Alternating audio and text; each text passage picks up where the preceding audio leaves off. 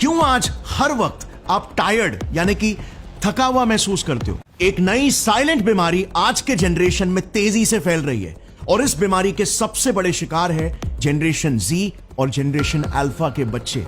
रात की अच्छी 7 घंटे की पूरी नींद लेने के बाद भी सुबह उठकर बिस्तर छोड़ने का मन ही नहीं करता। ऐसा फील होता है मानो उठने की एनर्जी ही नहीं है। आपको दिन दोपहर में तेजी से नींद आती है और काम करते वक्त या पढ़ाई करते वक्त आप खोए खोए रहते हो, जैसे मन ही नहीं लग रहा। चाहे आपके करियर के गोल्स हो या पढ़ाई के, आपको बहुत अच्छे से पता है कि उन्हें अचीव करने के लिए आपको एग्जैक्टली करना क्या है, बट उसके तरफ एक्शन लेने की जैसे ही बात आती है आप थक जाते हो, उसे टालने लगते हो।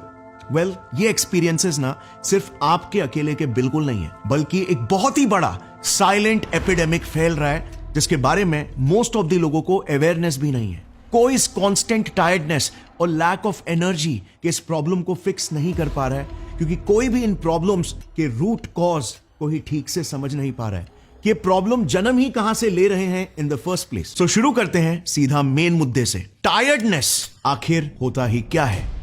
अब इसे ध्यान से समझना, कई लोग इसे समझने में ना गलती करते हैं। सो टायर्डनेस एक साइकोलॉजिकल स्टेट है, फिजिकल स्टेट नहीं। चाहे आपने खाने में कितने भी कैलोरीज क्यों ना कंज्यूम कर ली हो, कितना भी रेस्ट आपने क्यों ना ले लिया हो, कितना भी एनर्जी ड्रिंक आपने क्यों नहीं ठूस लिया हो, it has nothing to do with energy. आप फिर भी टायर्ड फील कर सकते हो। ये एक मेंटल, एक साइकोलॉजिकल स्टेट है। दिमाग में एक पर्टिकुलर किस्म का केमिकल लोचा है। Let me explain. देखो, हमारा दिमाग ना लाखों करोड़ों सालों के विकास यानी कि एवोल्यूशन से बना है, और लाखों सालों पहले जब हम जंगलों में रहा करते थे तो वहां पर बेसिकली स्विगी, जोमैटो और इस्कॉन का फ्री फूड फॉर लाइफ नहीं हुआ करता था। बेसिकली रिसोर्सेस की बहुत ज्यादा कमी हुआ करती थी, और ऐसे दौर में जहां पर जानवर भूख और प्यास से एक्चुअली मरा करते थे, एक्सट्रीमली इंपॉर्टेंट था कि हम अपने बॉडी के एनर्जी रिसोर्सेस को सोच समझकर इस्तेमाल करें।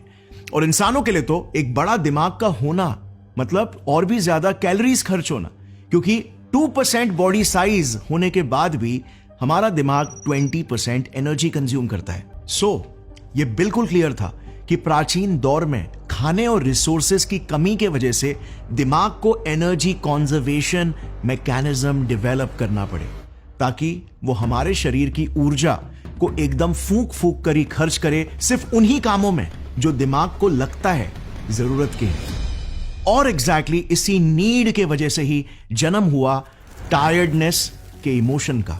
2012 में पब्लिश हुए न्यूरोसाइंस के सेंट्रल गवर्नर मॉडल के हिसाब से टायर्डनेस बेसिकली एक ऐसी फीलिंग है जो आपको ऐसा महसूस कराती है कि एक पर्टिकुलर एक्शन या एफर्ट लेने का कोई फायदा ही नहीं है, सिर्फ उस एक्शन को लेकर खाली आपकी एनर्जी वेस्ट होगी।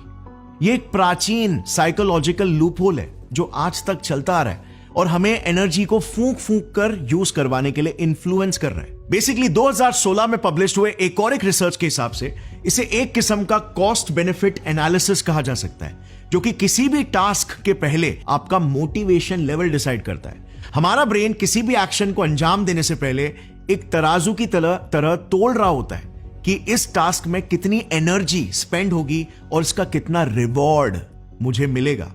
और यहां पर ब्रेन के लिए रिवॉर्ड एग्जैक्टली क्या है? पॉजिटिव फील कराने वाले न्यूरोकेमिकल्स डोपामिन और सेरोटोनिन। और ब्रेन का अल्टीमेट गोल बस यही है, कम से कम एफर्ट में ज्यादा से ज्यादा रिवॉर्ड हासिल कर पाना, क्योंकि इसी साइकोलॉजी ने हमें पुराने सदियों में सरवाइव करवाने में हेल्प किया था। देखो, हमारे दिमाग का एक सिंपल सा फर्स्ट प्रिंसिपल आप समझ ही गए हो, लीस्ट एफर्ट में हाईएस्ट रिवॉर्ड गेन करना। अब जरा एक सिंपल से एग्जांपल से समझते हैं कि मैं क्या बात कर रहा हूं। हमारा दिमाग हमें खुशी, मोटिवेशन और फीलिंग ऑफ एनर्जी देता है प्राइमरीली डोपामिन हार्मोन से। डोपामिन को आप बेसिकली दिमाग की करेंसी कह सकते हो कि अगर डोपामिन सेक्रीट हुआ या फिर किसी काम को करके डोपामिन सेक्रीट होने की दिमाग को आशंका है, तो दिमाग शरीर को उस पर्टिकुलर एक्शन को एग्जीक्यूट करने की एनर्जी और मोटिवेशन दे देगा और आप एकदम से जोशीले फील करोगे उस काम को अंजाम देने को लेकर। अब अपने आप को जरा आज के दौर में रख के देखो। आज आप मोस्टली सिर्फ 2 किस्म के एक्शंस के बीच में जगल करते रहते हो। नंबर 1 कंस्ट्रक्टिव या हेल्दी एक्शंस, और नंबर 2 अननेचुरल और risky actions. Constructive actions basically ऐसे प्रकार के काम हो गए जो आपको पता है लॉन्ग टर्म में आपको बहुत फायदा देंगे, आपकी जिंदगी, आपके सेहत और आपके लॉन्ग टर्म खुशी के हित में है ये एक्शंस। जैसे एक स्टूडेंट के लिए डेली पढ़ाई करके टॉप मार्क्स लाना, एक एम्प्लॉय के लिए अपने स्किल्स को अपग्रेड करना, एक एथलीट के लिए रोज रिगरस ट्रेनिंग रूटीन को फॉलो करना। So in low effort high reward action से, फॉर एग्जाम्पल, आपका दिमाग बस सिर्फ 30 मिनट के उंगलियां हिलाने से ही 10 यूनिट्स ऑफ डोपामीन प्रोड्यूस कर लेता है। अब यहीं पर हम पहुंचते हैं टायर्डनेस की असली जड़ पर। देखो, इस सब से आज के दौर में कॉमन इंसान के दिमाग में कॉन्स्टेंटली लड़ाई चल रही है। एक तरफ मेहनत वाला कंस्ट्रक्टिव काम है जो जिंदगी बनाएगा, लॉन्ग टर्म खुशी देगा, बट वो बहुत ज्यादा एफर्ट लेता है और कम डोपामीन रिलीज करवाता है। 8 घंटे के काम के बाद बस सिर्फ 10 यूनिट, वो भी एक डिलेड फैशन में। और वहीं पर दूसरी तरफ बस 30 मिनट के उंगली हिलाने में फटाक से पहले मिनट से ही डोपामीन रिलीज होना स्टार्ट हो जाता है। अब ब्रेन की भाषा में एकदम सिंपल है, wherever there is less effort and high reward, action will always follow। और इसीलिए फिर हमारे दिमाग का वो एनर्जी कंजर्वेशन का लूप होल किक स्टार्ट हो जाता है। कम से कम एनर्जी में ज्यादा से ज्यादा डोपामीन, और नतीजन दिमाग एक्स्ट्रा एफर्ट लेने के थॉट से ही हमें टायर्ड फील करवाने लग जाता है। इसे कहते हैं मेडिकली डोपामीन डिसेंसिटाइजेशन। और आज का मॉडर्न अनरेगुलेटेड लाइफस्टाइल इसका सबसे बड़ा कारण है। काम करना जरूरी है, बट इंस्टाग्राम ओपन करने की उंगलियों में खुजली मच रही है। से नो। सुबह उठकर वर्कआउट जाने का मन नहीं कर रहा, से नो और वर्कआउट के लिए चले जाओ। Say no to junk food temptations. जितना ज्यादा आप अपने इंपल्सिव लिम्बिक सिस्टम के अर्जेस को ना बोलोगे, उतना ज्यादा आपका प्रीफ्रंटल कॉर्टेक्स और इंसुला का कनेक्शन स्ट्रांग होते जाता है। उतना ज्यादा आप डोपामीन डिसेंसिटाइजेशन के ट्रैप से भी बाहर निकलने लगोगे। आपको कंस्ट्रक्टिव कामों में, जैसे पढ़ाई, आपका जॉब, स्किल अपग्रेडेशन, इनमें मजा आने लगेगा।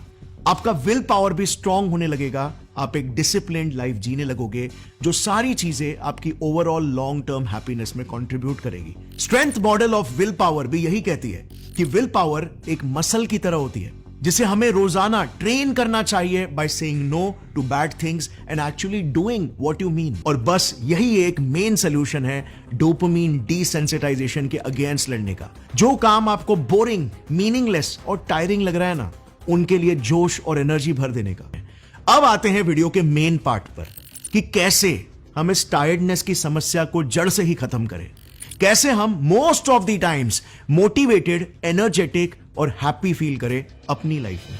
तो देखो, अगर आप क्रॉनिकली टायर्ड फील करते हो ना, तो आपको बेसिकली सिर्फ 2 चीजों पर फंडामेंटली फोकस करना है। पहली चीज माइंडसेट और दूसरी चीज एक्शंस या बिहेवियर। ये दोनों को मिलाकर आपकी एक लाइफस्टाइल बनेगी और वहां से आपका इंप्रूवमेंट आना शुरू होगा। चलिए समझते हैं कैसे। देखो, साइकोलॉजी के हिसाब से ना, आपके बिहेवियर में कभी भी लास्टिंग बदलाव नहीं आ सकता जब तक आप अपने माइंडसेट को बदलो। माइंडसेट लिटरली किसी भी चेंज का 80% होता है। भारी से भारी एडिक्शंस को भी छुड़ाने के लिए सबसे पहले माइंडसेट पर ही काम करना होता है। Because your behaviour will always stay congruent to how you identify yourself in your mindset. So the first step is, life का कोई पर्पस बनाओ। एक ऐसा पर्पस जो आपके सारे ह्यूमन नीड्स को पूरा करे और दुनिया में एक पॉजिटिव इंपैक्ट क्रिएट करे, जो भी बाय द वे एक ह्यूमन नीड ही है। अब ह्यूमन नीड्स की अगर बात करें तो वो कई किस्म के होते हैं, जैसे बेसिक बायोलॉजिकल नीड्स, रोटी कपड़ा मकान। बट इससे आगे बढ़कर है हमारे सोशल और रोमांटिक नीड्स, और उससे भी बढ़कर है हमारे ग्रोथ और खुद की काबिलियत से एक बड़ा पॉजिटिव इंपैक्ट क्रिएट करने की नीड्स। देखो, अकॉर्डिंग टू मी 100 चीजों पर फोकस करने की कोई जरूरत नहीं है। सिर्फ एक ऐसी फिलॉसफी बनाओ अपनी लाइफ की कि सिर्फ एक मोस्ट इंपॉर्टेंट नीड पर रेजर शार्प फोकस करो और बाकी के सारे नीड्स अपने आप ही मीट हो जाएंगे। अगर ये वीडियो का क्लिप आपको पसंद आया तो पूरी वीडियो चेक करना मत भूलना, लिंक नीचे डिस्क्रिप्शन में है।